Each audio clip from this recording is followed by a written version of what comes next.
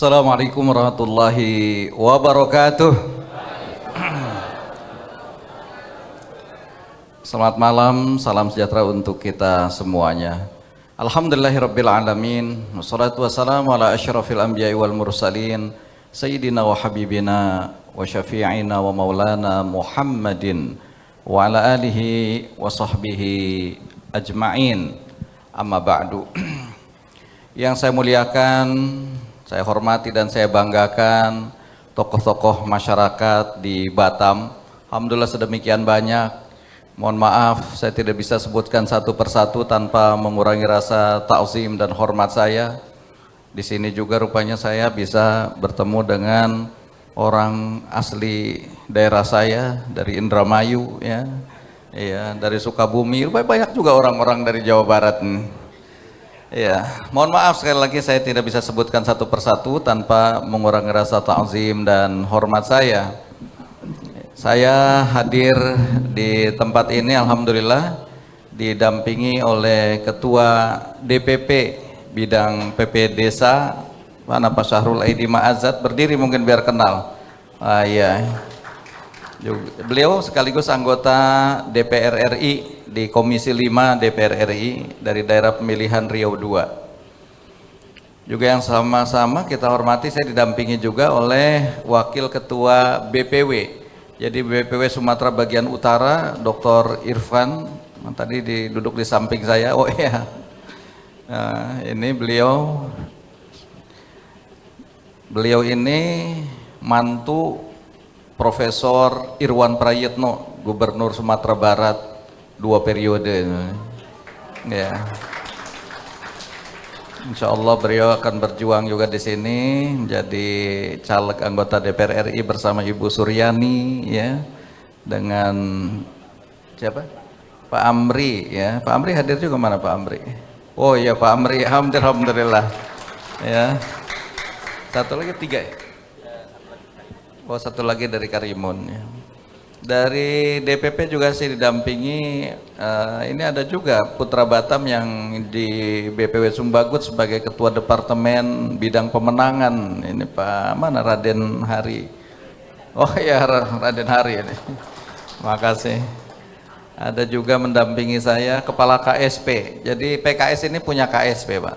Kantor Staf Presiden PKS ini Dr. BSB Bowo. Iya. Saya sangat bersyukur KSP di PKS nggak pernah melakukan KLB, jadi tenang, pergi kemana-mana juga tenang.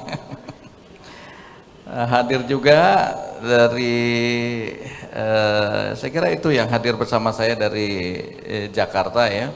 Yang saya hormati, saya banggakan Ketua DPW PKS Provinsi Kepulauan Riau, Ustadz Bakhtiar beserta seluruh jajaran DPTW dan pengurus DPW, juga Ketua DPD PKS Kota Batam.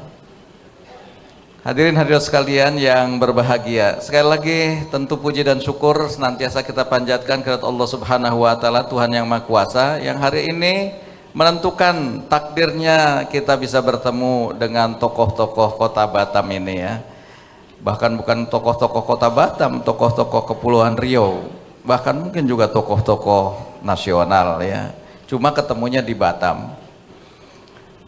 Karena tadi dari banyak sekali pantun, saya ikut berpantun. Ya. Amat riang para petani padi hingga panen padi hingga larut malam. Amat senang hati ini dapat jumpa para tokoh di Batam. Ya. Tentu inilah pertemuan yang sangat membahagiakan ya, karena dengan seperti ini saya kira kalau dalam istilah bahasa Arab itu ada tabadul khibrat, bisa tukar menukar pengalaman. Karena dari situlah mungkin dari tempat ini Bapak Ibu saudara sekalian bisa memberikan juga masukan kepada kami di PKS, bagaimana upaya untuk kita memperbaiki negeri kita yang kita cintai ke depan. Ya. Saya asalnya dari Cirebon, sama dengan tadi Pak Jamal ya. Kalau di Cirebon itu ada satu hal yang mungkin sering terngiang pesan dari Sunan Gunung Jati. Ya, di mana pesan beliau adalah ingsun titip tajuk lan fakir miskin. Saya titipkan kepada kamu rumah ibadah dan fakir miskin. Saya kira inilah yang harus kita terinspirasi kalau saya dengan kalimat ini. Kenapa? Sesungguhnya kita hidup di dunia ini adalah ingin mewujudkan pengabdian total kepada Allah Subhanahu wa taala yang Maha Kuasa dalam bentuk hablum minallah, dan kemudian kita implementasikan dalam hubungan kita keseharian dengan sesama makhluk, sesama manusia. Itulah hablum minan nas. Sehingga satu yang dibangun, bagaimana kita membangun kekuatan hubungan dengan Tuhan Sang Pencipta kita di rumah-rumah ibadah. Satu lagi, kita memiliki kepedulian terhadap persoalan-persoalan yang dihadapi oleh masyarakat kita, yang kebanyakan diantaranya tadi adalah masalah persoalan-persoalan kemiskinan. Ya.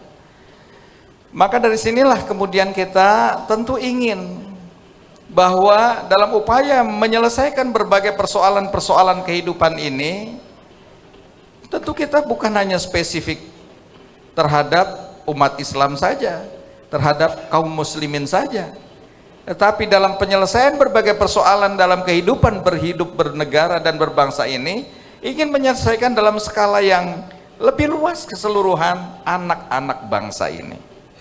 Ya. Nah, lalu seperti apa sungguhnya yang harus kita lakukan?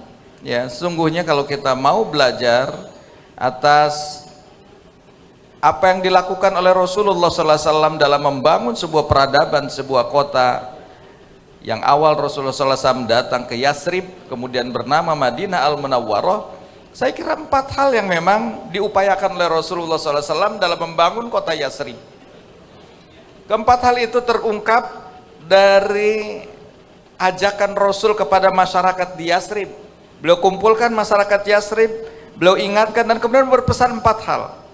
4 hal itu adalah ayyuhan nas afsyus salama bainakum wa at'imut ta'am wasilul arham wasallu bil laili wan nasu niyamun tadkhulul jannata bisalam.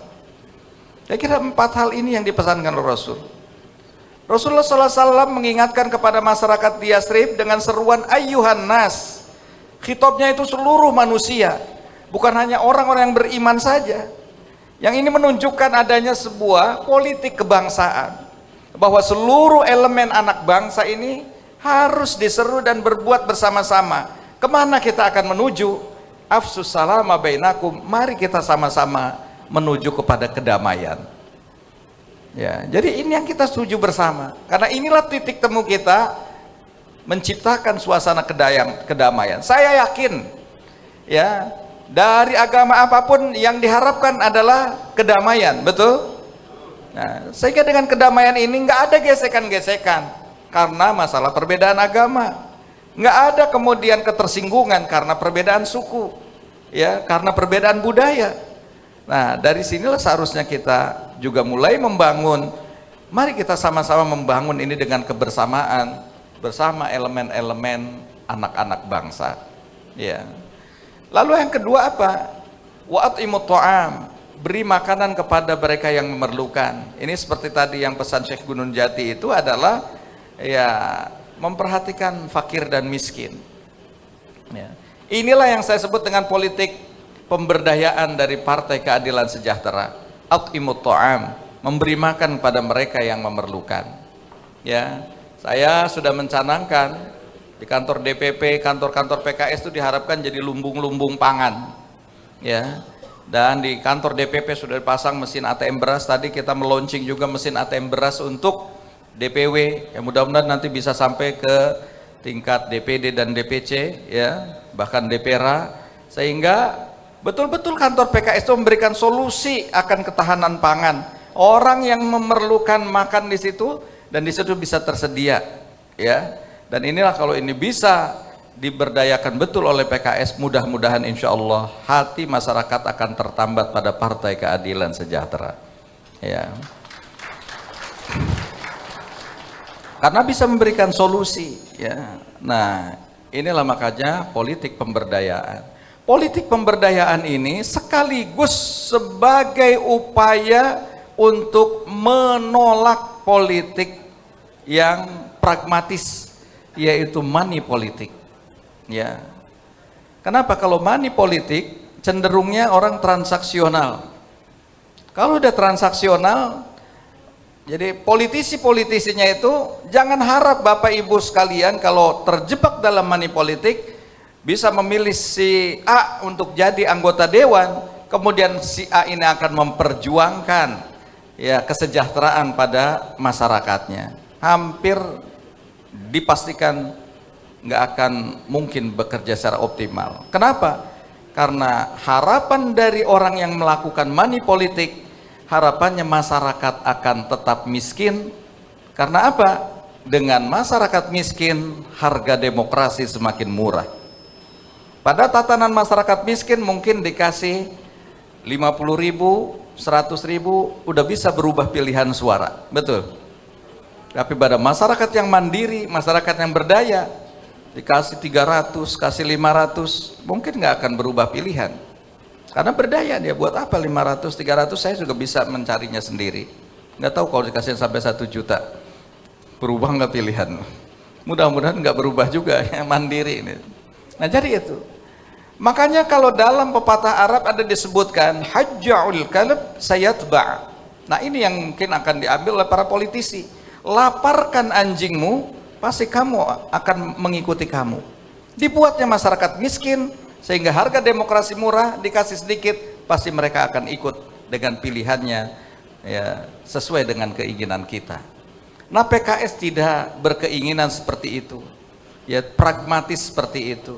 Justru kita ingin mewujudkan dalam politik pemberdayaan ini sebagaimana yang terungkap dalam doa Rasulullah SAW saat minum air zam-zam. Sekarang saudara-saudara kita sedang banyak menunaikan ibadah haji, mudah-mudahan menjadi haji yang mabrur ya.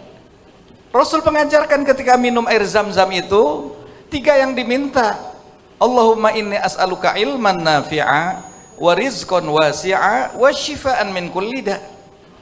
3 hal inilah yang diminta oleh Rasul. Ya Allah, aku mohon kepadamu ilmu yang bermanfaat, rezeki yang luas, dan kesembuhan dari berbagai penyakit ya. Jadi yang diminta pertama adalah ilmu yang bermanfaat, indeks pendidikan. Ini yang diinginkan oleh PKS, bagaimana meningkatkan taraf pendidikan anak-anak bangsa ini sehingga anak-anak bangsa ini bisa menjadi pintar. Yang kedua, rizqon wasi'a, rezeki yang luas. Inilah pemberdayaan ekonomi sehingga anak-anak bangsa ini bisa sejahtera dan bisa kaya raya. Dan yang ketiga, wasyifaan min kulli da', mewujudkan kesehatan sehingga anak-anak bangsa ini bisa menjadi sehat. Ternyata oleh para pakar hari ini 3 parameter ini disebut sebagai parameter Human Development Index, indeks pembangunan manusia, indeks pendidikan, indeks daya beli, dan indeks kesehatan ya. Ya, dengan pendidikan menjadikan anak-anak bangsa pintar, dengan daya beli menjadikan anak-anak bangsa kaya, dan dengan kesehatan menjadikan anak-anak bangsa ini sehat. Inilah yang diinginkan oleh PKS, menjadikan anak bangsa menjadi pintar, kaya, dan sehat. Disingkatnya pun PKS, pintar, kaya, sehat ya. Yang ketiga, pesan Rasul adalah silul arham.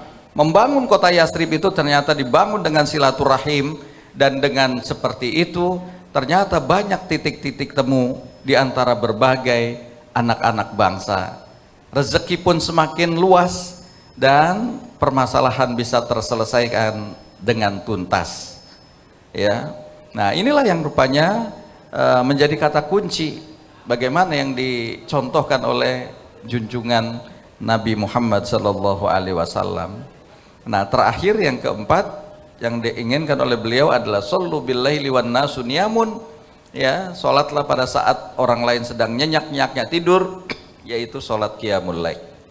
Ini saya kira pesan menjadikan kita bahwa kemenangan ini bukan karena kehebatan kita, kemenangan ini bukan karena manajemen yang canggih dari kita ya, tetapi ini semua kembali kepada keinginan Tuhan Sang Pencipta Allah Subhanahu wa Ta'ala. Oleh karena itu kita harus menyandarkan segala sesuatunya kepada Allah Tuhan yang Maha Kuasa. Kalau Allah menghendaki perubahan dalam kekuasaan, nggak ada sulitnya bagi Allah Subhanahu wa Ta'ala. Ayatnya begitu sering kita dengarkan dan kita sudah hafal mungkin. Idza arada syai'an ay yaqula lahu kun fayakun. Ya, kalau Allah menghendaki sesuatu, tinggal Allah katakan kun fayakun, jadi maka jadilah itu. Nah, oleh karena itu saya kira inilah yang ingin direalisasikan oleh PKS ya, dengan 4 hal yang seperti halnya pernah dilakukan oleh Rasul Sallallahu Alaihi Wasallam, melakukan politik kebangsaan, melakukan politik pemberdayaan, melakukan politik silaturahim, dan yang keempat melakukan politik spiritual dengan semakin mendekatkan diri pada Sang Pencipta. Itulah kira-kira sebagai pengantar apa yang tengah dilakukan oleh PKS sebagai wujud dari Islam yang rahmatan lil alamin. Kurang dan lebihnya saya mohon maaf, mudah-mudahan nanti bisa diperkaya oleh Bapak, Ibu, saudara-saudara sekalian. Wallahu a'lam.